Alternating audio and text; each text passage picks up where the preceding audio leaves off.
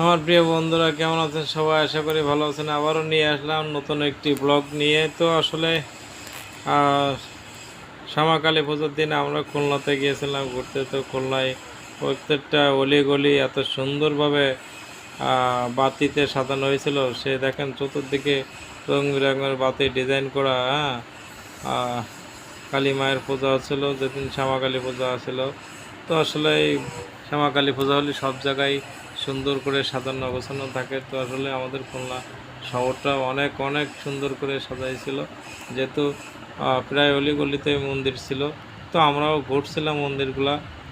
তো খুবই ভালো লাগছিল। তো বন্ধুরা, এই ভিডিওগুলো আপনাদের যদি ভালো লাগে থাকে অবশ্যই অবশ্যই লাইক কমেন্ট শেয়ার করবেন, পাশে থাকবেন, ভালোবাসা দিবেন। নতুন নতুন ভিডিও অবশ্যই পাবেন। আর সবাই জোরসে বলুন জয় মা কালী।